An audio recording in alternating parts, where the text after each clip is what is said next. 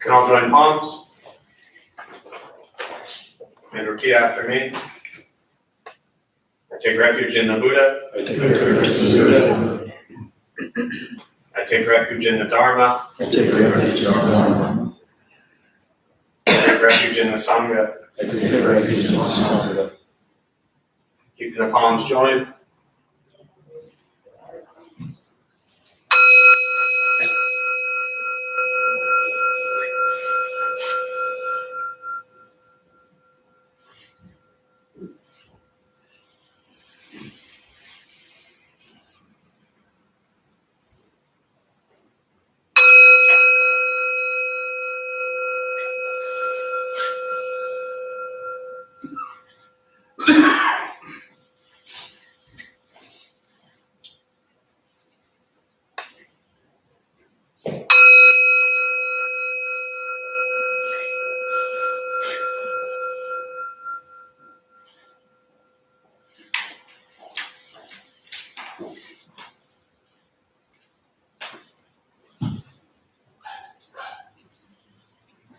Put palms down.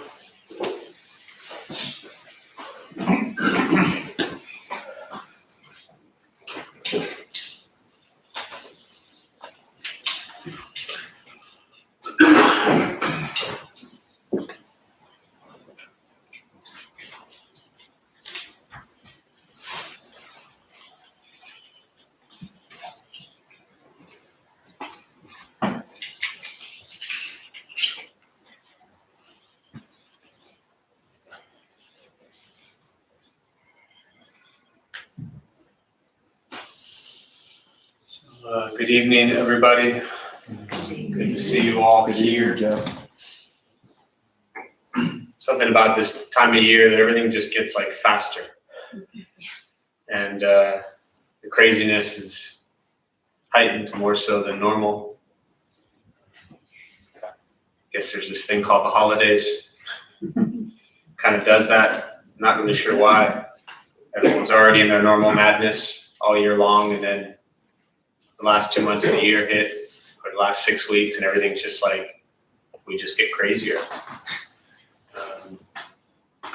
So glad you can all be here as a place to just kind of slow down, breathe, and slowly get through all the madness, all the joy, all the sorrow, everything that this time of year brings. It's wonderful for some, and it's really painful for others. But at the end of the day, no matter where you are, no matter what time of year it is, whether you love it or not, you're always stuck with the one thing that brings all the joy or all the happiness into your life, and that's your own mind. And that's it. And so ultimately, that's what this practice is about, is learning to be okay with yourself and at peace with yourself, regardless of where you are, or who you're with, or what's around. In these times of year, people tend to judge those things more often. So it's just a reminder to just kind of come back to your own mind, your own breath, and you'll get through it just like you got through everything else. So just try to slow down, which is difficult when you're rushing to try to get here. So slow down. I think it's good this time of year to sit more at home on your own as well before you start your day.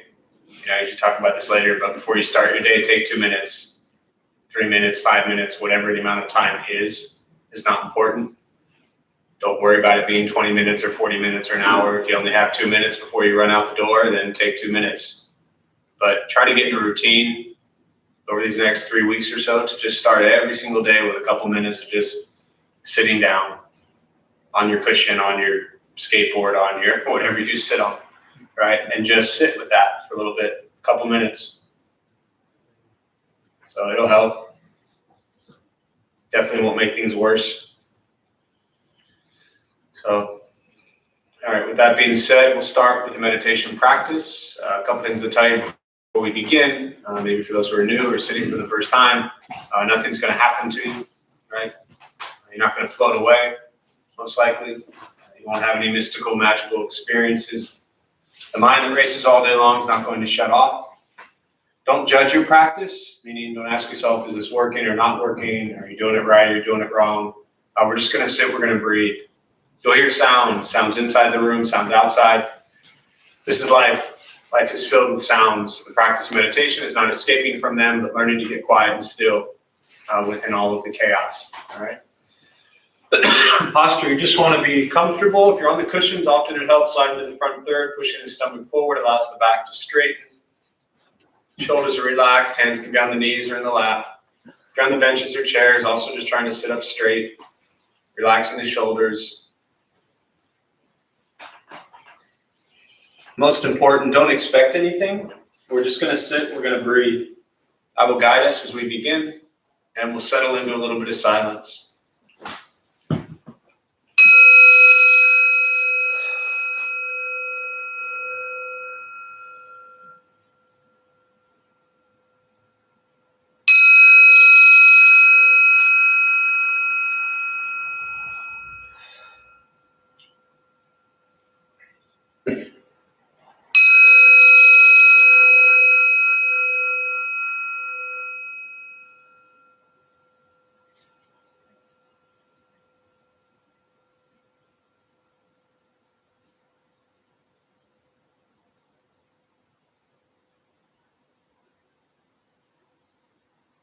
And starting with the eyes closed if comfortable, or slightly open.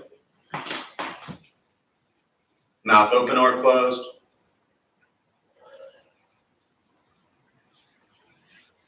Start with taking 3 deep breaths, slowly.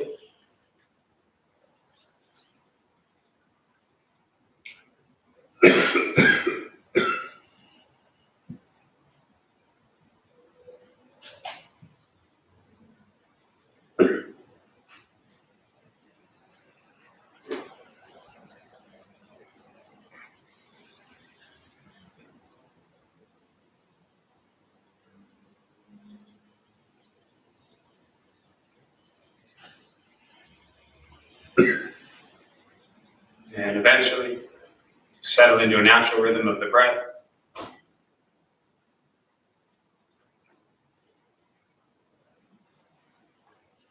Knowing throughout the practice, you'll hear sounds.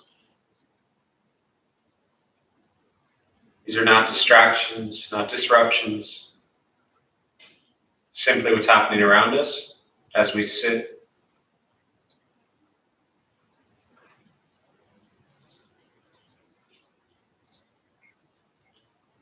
Noticing the mind as it wanders, jumping from thought to thought.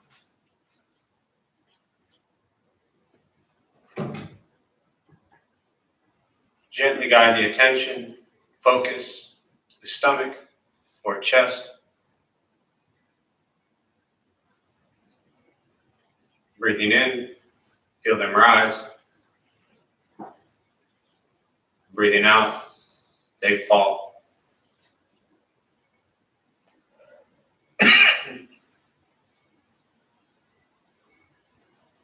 Simply continue this practice, observing sensation of breath.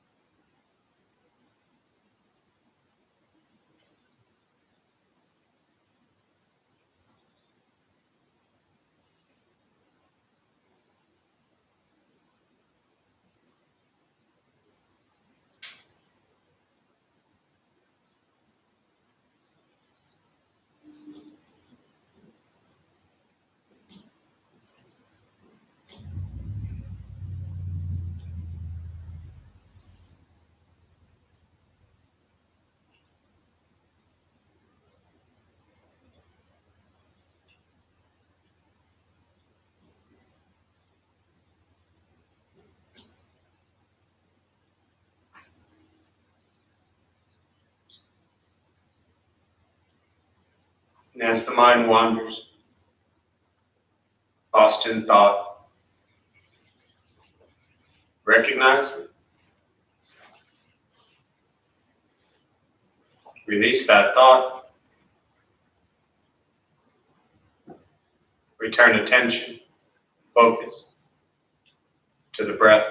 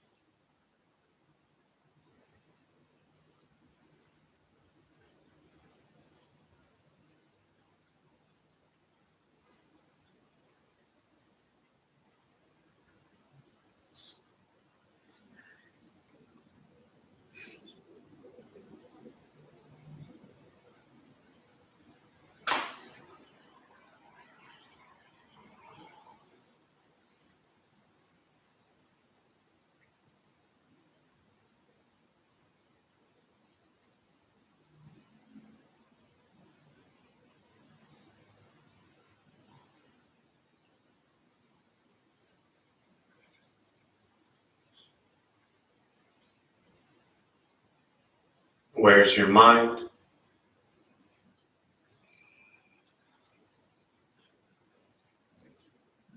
Return attention, focus to the breath.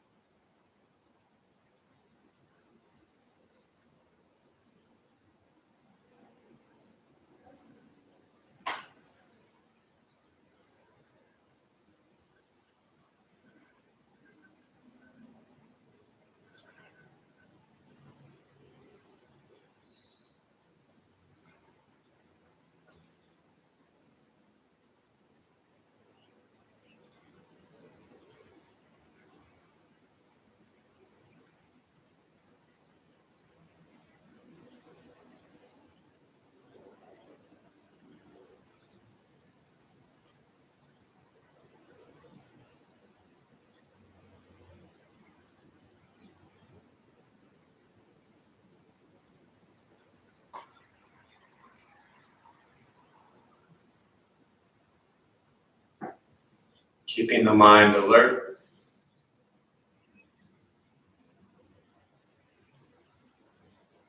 aware of each sound,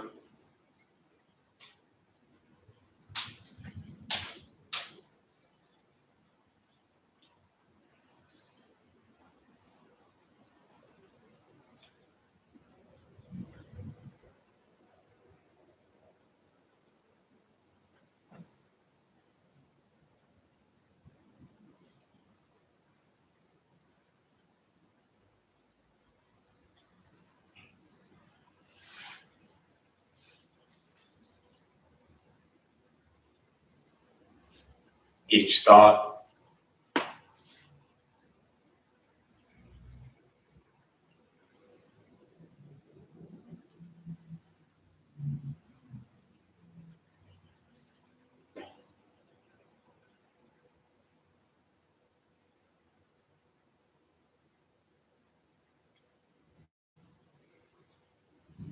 each physical sensation,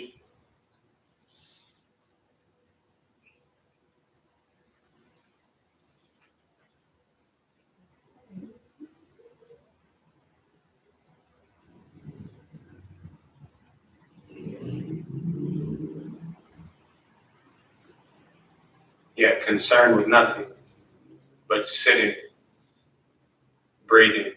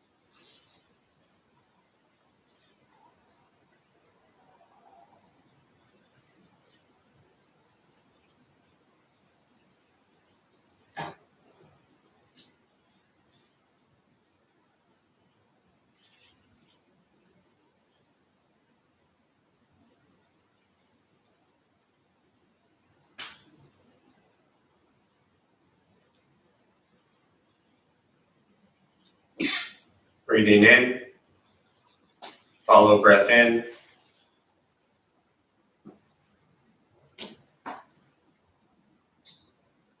Breathing out, follow breath out.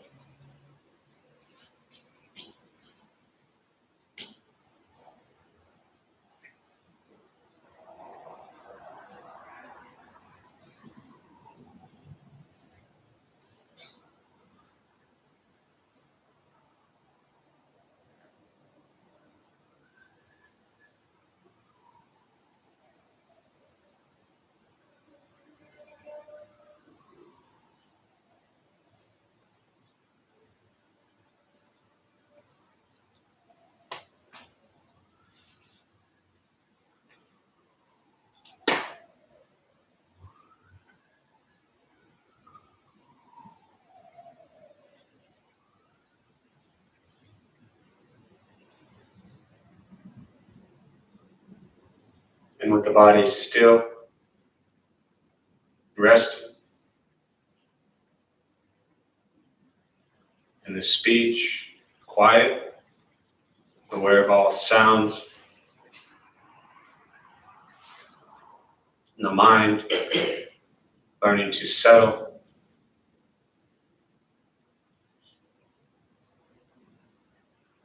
Know what it's like to just sit and breathe.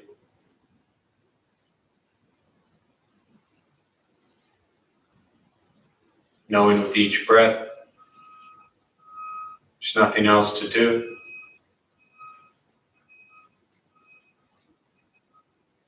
Nowhere else to go.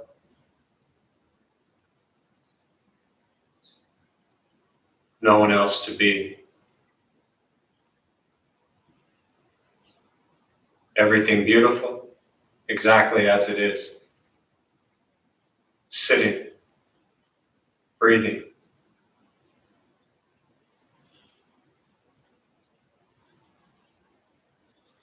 Once again, taking 3 deep breaths slowly.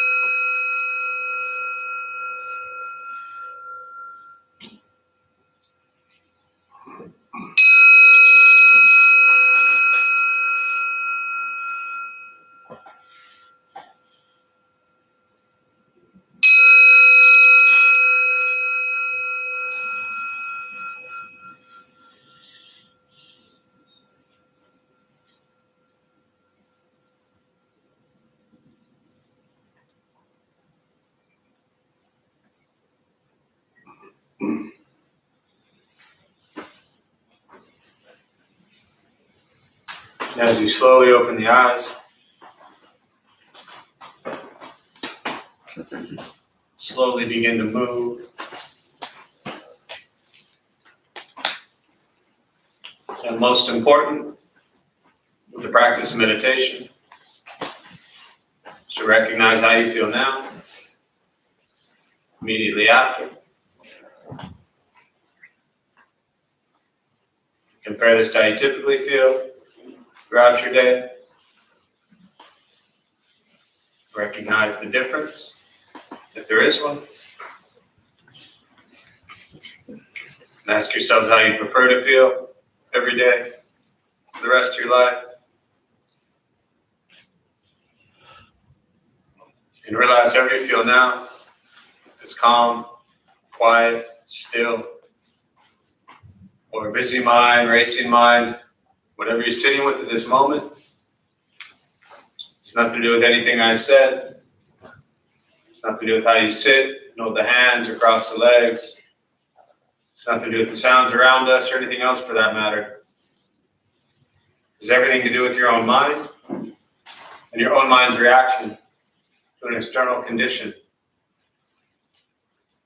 This is what the Buddha called pratitya samutpata, means dependent origination.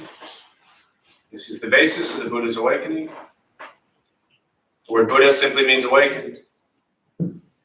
He's a human being, no different than anyone in this room, who began to understand why he suffered, why he got angry, sad, depressed, stressed, anxious. He began to understand the causal relationship of all phenomena. What that means, very simply, for all of us in this room, regardless of where you come from or what you believe in or where you think you're going, your whole life is filled with things that happen and you react. More stuff happens, more reactions. That's what we get. Practice of meditation is learning what it's like to respond to something quietly, peacefully, still. Because for most of us, the way we responded to the last 20 minutes is quite different from how we respond to everything else that's happening throughout our days. So all we're working on is closing the gap where the way you feel now is closer to how you feel always. Just as driven, motivated, productive, successful, whatever that means to you in your respective lives. But with a mind that's steady, clear, focused, distracted by nothing, disturbed by no one. It's not an easy practice. It's not necessarily a fun practice. Training the mind to be present is probably the most difficult thing you'll ever have to do in your life. But it's also the most important. Learning to stay in the present moment and appreciate the present moment is required if you want to go through your day and stay somewhat sane. All the time we think about the past and our mind wanders to 5 years ago, 10 years ago, 20 years ago, 2 weeks ago. Our mind jumps everywhere. Why did this happen? Why did that happen? What if this? What if that? We spend so much time thinking about the past. Then we finish that, we start thinking about the future, all the worries, all the concerns, all the fears. What if this happens? What if that doesn't happen? And we spend a lot of time really just unpleasant. And so this practice of training the mind to be present, there's no magic to it. It's just learning to sit and be with things as they are. And that doesn't mean that things as they are wonderful or perfect or anything like that. It's exactly how they are. I always say at the end of meditation, learning to be with things exactly as they are and finding them as beautiful. And I say it that way because the reality is we are all going to spend the rest of our lives judging and critiquing and labeling as much as we talk about moving beyond judgment and beyond label and beyond critique. We do all of those things every day. And so for me, what I've learned through this practice is no matter what the moment is, if I am going to judge it or label it, no matter how good or bad it may be, I just choose to appreciate it and find beauty in it. Everything beautiful exactly as it is. And that's in painful moments, and that's in wonderful moments. But if you can really learn to train the mind to just stay in this moment, it's much easier to find gratitude and appreciation for what you have. And when we get lost in past and lost in future, gratitude and appreciation tend to go out the window. And we usually don't feel so pleasant. So, learning to be with things as they are. And to recognize the roles we've played in creating things as they are. Again, we use the words good, bad, or otherwise, but pleasant, unpleasant, neutral. Our lives have led us to these moments. So we play a role in that. If it's a wonderful moment, we played a role in that. If it's a sad moment, we played a role in that. Even if it's something that's out of our control completely, it's still our dynamic in that relationship that allowed things to occur. So, Buddhist practice doesn't always make things easier. If you're new to it, it often makes things a little more challenging because it really is forcing yourself to wake up to the reality as it is, not how you wish it was or how you want it to be, but how it actually is. And sometimes that's difficult. And that's why Sangha, that's why community is important. You try to deal with all this, the madness of reality on your own, it can be incredibly overwhelming. Especially if the reality you paint in your mind is not so pleasant. So, and I'm just taking a guess that since we're all sitting here on a Tuesday night at 7 o'clock, the realities that we all paint in our mind is usually not so pretty. So, otherwise you might be home watching cartoons right now. You know? So the only thing I want to touch on a little bit and then just open up to questions is just a reminder, the practice of patience. With yourself, with others, as we, go through these next 3-4 weeks and finish up a year that we tend to put great value on these things called years. They're really just bunches of moments that occur, and we give it starting points and ending points. But with each moment that you go through, just try to remind yourself and remember to be patient, especially with yourself. If you've been a mess for 40 years of your life, it's going to take more than a couple months to fix that. So be proud of yourself for even being here, for even working on this, for doing a meditation practice, for looking at Buddhist teachings, for reading, for studying, for practicing. Be proud of yourself for even doing that. And be patient because it's not easy. And learning to be kind to yourself and everybody else it's hard. So, actually, I'll close with this thought and then open up to questions. See how I can phrase this. So I was in a situation with some people. I'm trying to keep this very vague. How am I doing so far? I was in a situation with people. You haven't figured it out, have you? So I was in a situation with people. And the situation required me to be, pretty harsh. And the people that I was in the situation with have never seen me that way. And one of these people in the situation said, "Wow, we're seeing a whole new side of Jeff." And I was like, "No, you're seeing like the big side of Jeff. Like that's who I am, that harsh person. Person that can really cut through things, cut through people, doesn't mess around, doesn't the small talk, the blah, blah, blah, like just that cutthroat harshness. That's what I've been my entire life. The practice has only allowed me to cut through some of that and at times change the way I am. But the other side of me, that's me. That's just easy and natural. Right? And I bring this up, a couple things in my mind led to thinking about that, especially with patience, that when I started this practice, I had to stop comparing myself of who I was to all these like pretty little Buddhist images and stories, right? I mean, you open up a Thich Nhat Hanh book and you read it and you feel all warm and fuzzy. And then you think about how you behave and you're like, whoa, man, I am miles and miles away from this kind of stuff. And the truth is, yes, we probably are, but we're also extremely close to it. And so for me as a practitioner, it was only applying patience to myself that allowed me to not be so critical or judgmental or, disappointed in how I was or who I was. And then slowly over time, things start to change.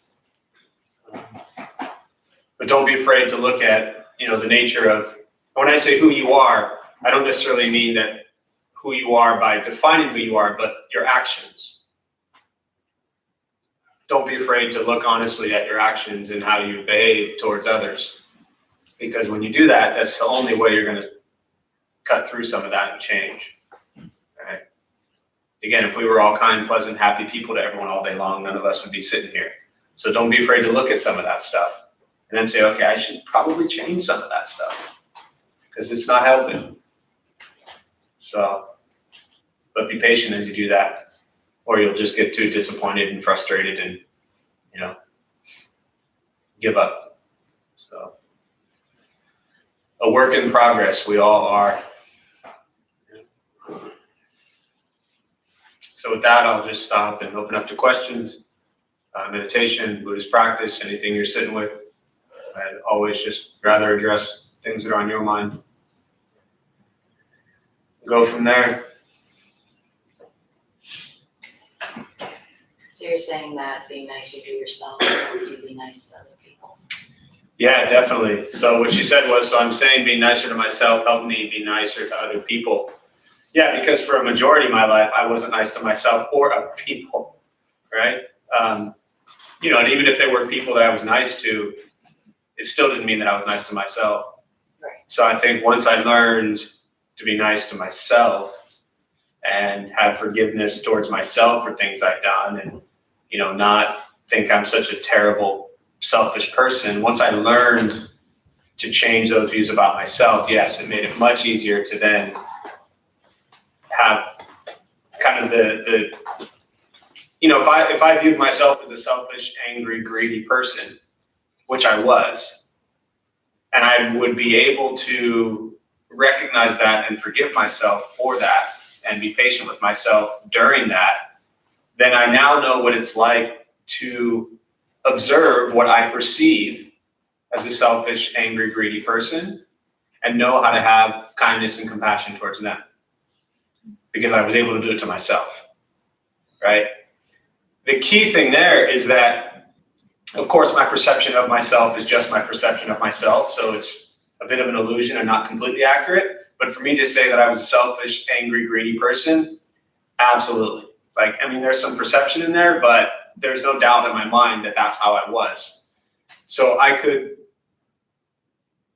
once I could embrace that, then when I perceive that in others, I'm kind of repeating myself here, but once I perceive that in others, I saw kind of like a path of like, oh yeah, they're also suffering. They're also confused. They're also lost. They're also angry.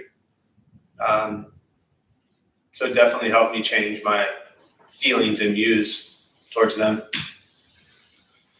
Yeah. I deal with the future in my work quite a bit, planning. And so I was thinking about how to be present with the future.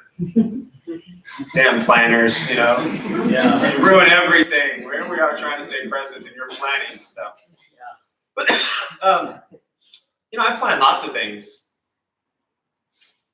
all day long. I plan. Hang on, give me a minute. I should have thought before I said that. All right, so maybe I don't plan too much. But with New Year's. Yeah, okay, New Year's. We're planning a New Year's event here. And granted, it's a terrible example because it's the same thing we've done for the prior 12 years. But lots of planning occurs in our lives, right? That's it. It's always going to be there. I don't necessarily think as a practitioner that planning in and of itself is bad or dangerous or wrong. The challenge is, do your plans usually work? Or always work, I should say. I'll take that chuckle as a no. Now if your job as a planner is to plan things and it never works, then you'd probably be out of a job. So sometimes your plans work. You'd be surprised. Okay, well maybe never. You still have a job, somehow you pulled that off, right? But the idea is that we're always gonna plan. The question is, are we so attached to what the outcome is? Are we driving ourselves crazy while we're planning? Are we trying to control it so much or manipulate it so much that it's unhealthy for us, like that we just feel so stuck?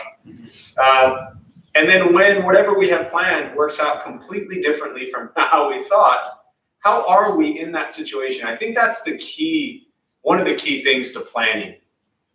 I use this example when you're dealing with college kids, right? They're in school, right? You can't come to a few Buddhist things and then say, well, I'm just going to drop out of school and be a Buddhist, right? You have a plan to graduate. You have a plan to then get a job, maybe, to then, whatever the rest of your plan is. But your plan is to graduate. Work hard at doing that. Whatever your job is, work hard at doing it. Put in the right effort, the diligence, try not to be lazy with it. Sometimes in our personal lives with, family relationships, they work out. Sometimes they don't. I used to, as a kid, I was such a planner and control freak until I got into this practice. It drove me absolutely insane to try to plan every step of everything. Not just what I was going to do, but what others were going to do and how they would respond to it. Oh, it drove me mad. So don't stop planning, right? Otherwise, we would all spend the rest of our lives sitting right here. Because when we're done here in a little bit, you're going to have a plan to stand up. You're going to have a plan to walk outside. You're going to have a plan to get in whatever means of transportation you took to get here. Right? You're going to have a plan to go somewhere. You're going to have a plan to maybe eat or maybe go to sleep. There are millions of plans that'll happen between now and midnight. But are they kind of the intention behind them? What's it based in? Is it greed, anger, ignorance, the three poisons? Or is it, based on, generosity and compassion and wisdom? And when it comes to work, it's your job. So sometimes your intention, I know, kind of gets lost a little bit because it's your job. And if your job isn't, involving killing people or harming others, do your job well. I don't know if that helps. Yeah, we're trying to seek a balance between being diligent and being over controlling. Sure. There's a saying that the operation was a success, but the patient died. Mm-hmm. And that's what you get from over controlling. Right. Yeah. I think that, and if I, again, just kind of playing off what's in my head right now with the example, is that the diligence is key without the control. That you work just as hard, you put in just as much effort, but you're not attached or trying to control it so much. But I think a balance is, with work stuff, you don't just call your boss and say, I'm just not really going to care about today's stuff. Sometimes it's like sweeping leaves in the wind. Everything is like sleeping leaves in the wind. Not sometimes. Everything is like that. My master, we swept leaves every single day. And he said, you must sweep them every day, because if you don't sweep today, what's going to happen tomorrow? More to sweep. More to sweep. Pray for sweeping leaves in the wind. It's a great practice, yeah.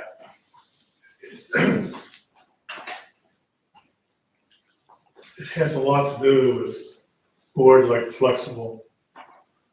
It's like you get all the plans you want, it's something in the future. But as it becomes closer, it always has to shift a little bit, Mm-hmm. sometimes a lot. I know run into that lately a lot. Yeah, no matter how far out we try to plan things, the further out that we have planned something, just from a time standpoint, this illusion of time, the greater the likelihood is that it's just not going to be remotely close to how, it's going to happen. Because if you're not flexible, then you break. Yeah. That's when you're over planning, focusing too tightly. Yeah, go ahead. And then, Jim, yeah, go ahead. Just because we're talking about the planning, I've always just been, I remember, I forgot who told me it, but someone said, have a plan, because the plan usually changes for the better. Like if you have a plan, if you don't have a plan, nothing's gonna happen, but if you have a plan, sometimes changes for the better. I'm just throwing that out there. I don't know why. Just Yeah. like, cause like I understand what he's saying about like when you're planning. But sometimes it changes for the worse. It does, but like if you don't have a plan, like if you're not planning, like if you said if we didn't do anything, we just would sit here today. So But that would still be a plan. Yeah. My plan is to sit here. I like that. Oh, it's a lot, right? You like that Yeah, I like plan, that plan. right? But then I the like place sweet. closes up and you get thrown out. You know what I mean? Yeah. And your plan gets ruined. Yeah. So Didn't I change think for the better. the challenge really with the question is that you're talking specifically the way you phrased it was with like work stuff. I'm personally I'm not a fan of planning. I'm a fan of experiencing. I think these are two different things. And in each moment that you experience something, yes, maybe you have some idea of what the future is going to be like. But the example I always give is like those old school flip books, right? You got 300 pages, and on each page is a little story, stenciled, sketched in there. And then you turn one single page and like one little line is moved. And then you flip through it real fast and it tells the whole story, right? There's some people around my age or older, you know what I'm talking about, those flip books. But each single page, there's like a tiny little change. And yet when you flip through the whole book, it's like a whole life story. So, I don't know. Yeah, go ahead. Well, I was in retail store management for a long time. And when I retired, and it drove me crazy all the time. But when I retired, I continued this planning business. And I realized what was driving me crazy was not the planning, but thinking about the planning. And what I started doing for the last couple of years was I would make plans, but then if I started to think about it, I was asking myself, what can I do about it right now? Mm-hmm. And the usual answer was nothing. So put it aside. Mm-hmm. Because that thinking about it was what was driving me crazy. It wasn't the plan. And I think and that's kind of, back to about, maybe the plan turns out better. I think if we just are open, our mind is open to experiencing how things work out and being able to be okay with things, how things work out. None of you 5 years ago had the plan of sitting here on a Tuesday night. And look at you all now, stuck. Yeah. Go away from planning, please. That's my plan. My plan is to drive the dialogue away from planning. Some things don't work out. Some things don't work out. I'm so glad you're back. We miss you, Chuck. All right, go ahead. I guess that was one of my biggest learning experiences is I needed to address a problem with someone, and I had thought about the right way to do this, had this whole plan. It blew up. In the worst possible way, it blew up. I tried to make it right, that didn't work. Eventually had to understand that the outcome was out of my control. That I may have had the best intentions in the world, it didn't work. And I had to be okay with that because I couldn't change it. Yeah, definitely.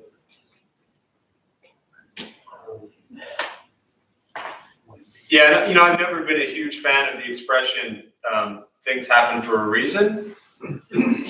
Because very often I've found that that's just like our mind's way of like manipulating the thing that's happening and trying to make some good out of it. I'm a bigger fan of things happen. They just happen. Things happen, and then we want to try to spin a story around it and say why it was good or bad or right or wrong. We want to justify it. We want to look for the reason that we're in this mess, as opposed to just embracing we're in a mess. And then recognize that the mess isn't even a mess. It's just what we're in. Things just happen. It's just karma. It's a law of cause and effect. Things just happen. But our dualistic mind, very clear in the Buddhist teachings about moving through duality, right? We get stuck in this dualistic mind that says like, dislike, good, bad, want, don't want.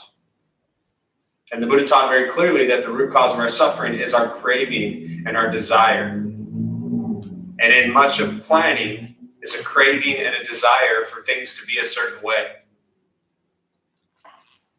And the dualistic mind thinks it's smart enough to say it should be like this and not like this. But again, that's our own unenlightened view of a situation that we're really good at convincing ourselves is true. So the practice, the Diamond Sutra, the Heart Sutra, is really about going beyond duality. And the unfortunate part is we are stuck only with our unenlightened minds trying to navigate this duality. Other questions, thoughts? Anything you're sitting with? Yeah. So even today, I'm trying to understand compassion better, and I'm trying to think. And I didn't know if there's a question here. Yeah. I'll live with it. I'm trying to think. I don't understand what's going on in your head or what's going on in my head to be able to do better at that. Mm-hmm. Follow what I'm saying? So, what's a better way, or what's a good way to go about thinking and getting better at it? At having compassion? Yeah, and even if it's, you looked at me wrong, I'm not sure what's wrong with you, or maybe I'm deciding that, maybe what's wrong with me, back and forth. Right. Yeah. Well, first off, that's the easy part. You are deciding everything. Whether you're right or wrong. Right? Like that example you just gave, I don't even know if I can repeat it, but like you're looking at me and then you're wondering what the look is and you don't know if that's right or wrong. And Well, deciding. maybe I'm deciding I'm mad at you because you looked at me wrong when I have no idea what's going on in your head, or you made a comment or anything, or a drive-by in a car and Yeah. F-bomb or whatever, you know? Yeah. Right. So that's what I'm saying, is start there. You never know, ever, what is going on with anyone. Ever. Let me give you an example of how that's so clear to me. Has anyone ever asked you what's going on and you just gave them a bunch of nonsense? Probably. And once in a while there's some truth in there too, right? Even when we talk to people, we don't really know what's going on with them. We don't know. So I've found it safe as a practice to understand I never know what's going on with anyone. The second part to that, which is really, I think, the heart of this, what I'm perceiving, what I think is going on in your head, is you're trying to understand how to have and feel more compassion for people. I'm trying not to be angry. I'm trying to look at it in a compassionate way. Right, Rather than immediately go into anger. Correct. And so in the Buddhist teachings, right, the three poisons are greed, anger, ignorance. It's the second noble truth. It's what causes our suffering: greed, anger, ignorance. And the thing that you overcome anger with is compassion, right? That's what cuts through the anger. So where I'm saying you want to cultivate more compassion and you're saying I want to not be so angry, we're saying the same things. Right. Okay. And is there other than meditation itself, Yes, meditation won't help you much with that. is there just a way of living or thinking that gets you a little bit toward one than the other? Yes. I guess the question. Yes. And the answer, one of many answers or responses would be, do you suffer in your life? And how do you feel when you suffer? Right there again. Miserable. It sucks. It's a practice somebody taught me years ago. It might sound kind of depressing when I first say it, so I'm just warning you all, right? But any human being I encounter, I immediately look at them as people who just suffer tremendously. Pretty safe bet. That's a practice.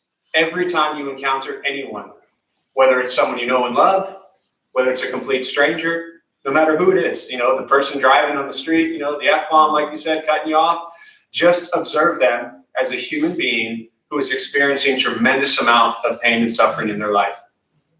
And the holidays, like you're saying, don't make it any easier. The holidays make it worse, and it's a great time to practice, right? I always say the holidays, you really want to practice patience and having to try to deal with anger and practice compassion. Welcome to the last 6 weeks of every year, right? Every button possible is pushed. That's a good plan. Yeah. To practice, yeah, it's a good plan, right?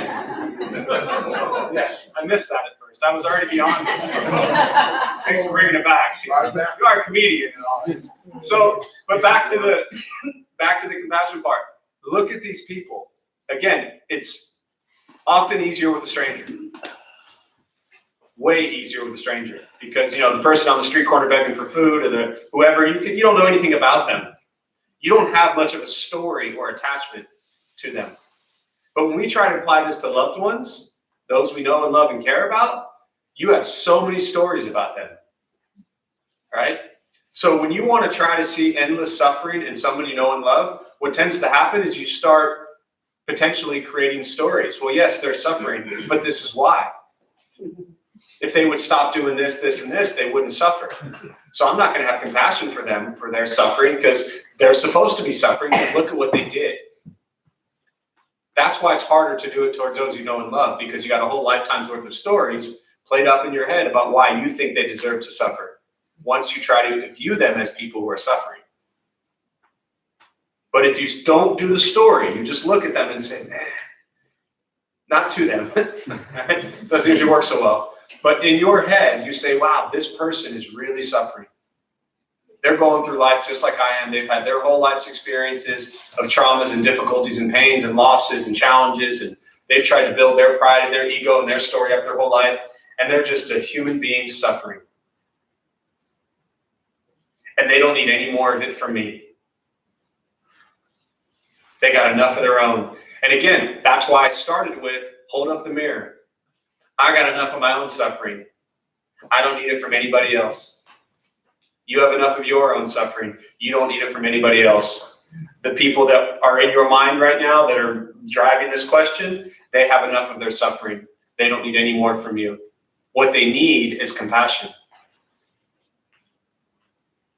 Does it make sense? Perfectly. Now, let me add one more thing to this because this quite possibly is the question's coming from a very personal place, right? Maybe people you know and love. But let me apply that as well, and I'll wrap up with this thought, to say absolute strangers.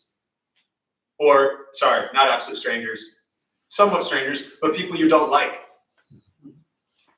So there's the people you don't know, total stranger, driving in traffic, or they're on the street corner, they're begging for food, or whatever it might be. You got some story.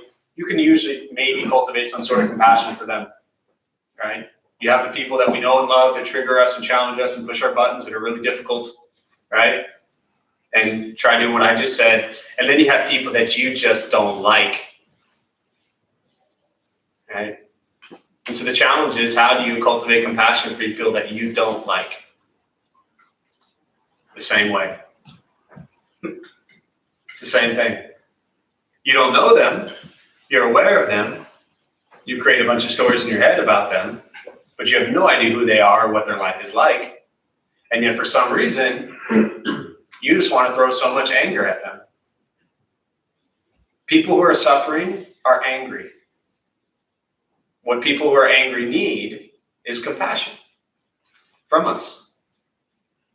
So those that you dislike, send them compassion as well. If there are people in this world that are mean, angry, we would call terrible people and they're harming others, They don't need more anger. They need compassion. They need more love. That's what they need. So this idea of bringing compassion to others is to everyone, not just kind of those we pick and choose. And I still say, kind of back to your kind of question earlier, it starts, same thing. You got to have compassion for yourself. It's going to be really difficult to have compassion for others if you don't have compassion for yourself.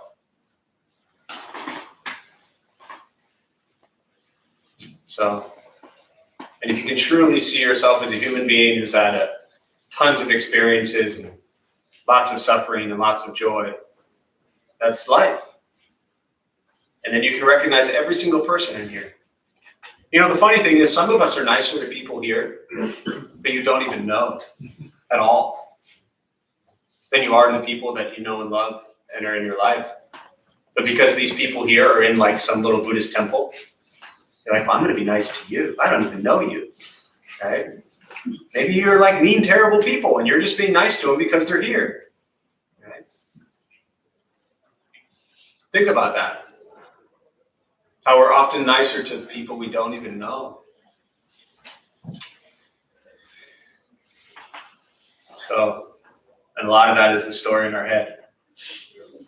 Well, they're at a Buddhist temple doing a meditation, so they're wonderful. I'm going to be nice to them. Right? So, I mean, I know you're all nice to everybody always anyway, so kind of wasting my breath here, but just keep that in mind. Everyone's got their own struggle. So with that, we'll close. We'll join palms. And the benefit of this practice be shared with all beings in all directions. May all be at peace. May all be free from suffering. May any merit gained from this practice be transferred to those who need it most.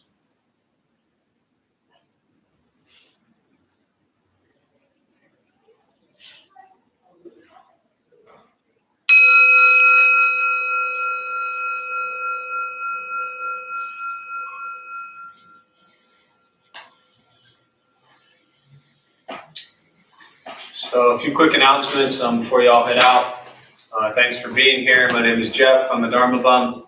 We opened up this place 13 years ago, initially downtown, to introduce meditation, Buddhist practice to local folks. Those of us who lead, we're not monks, we're not nuns, we're not gurus, we're not masters, we're not teachers, we're not looking for students. We're just practitioners. We do our best to take our understanding of Buddhist teachings and put it into terms that hopefully make sense to those of you who show up. So every night we have different practices going on, different people leading from different Buddhist traditions.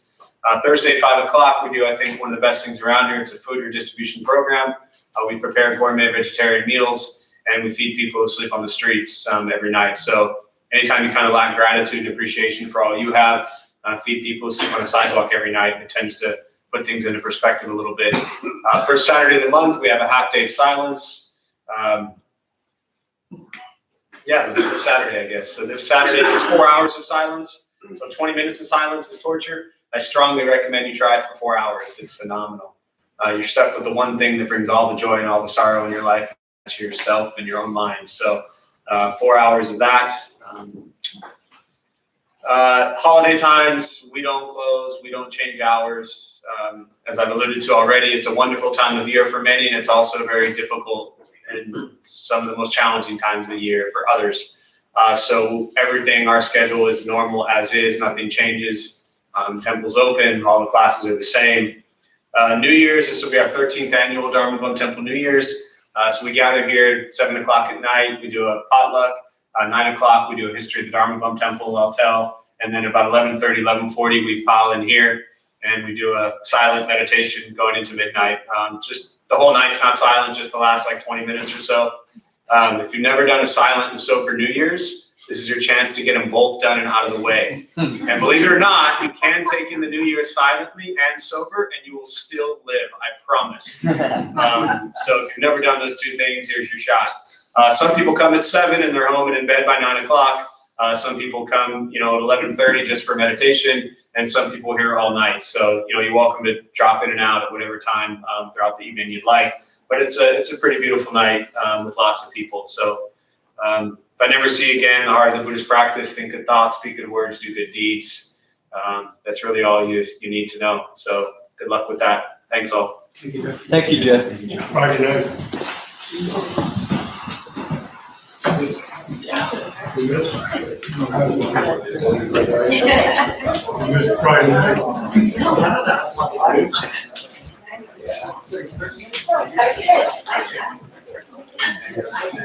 See you around.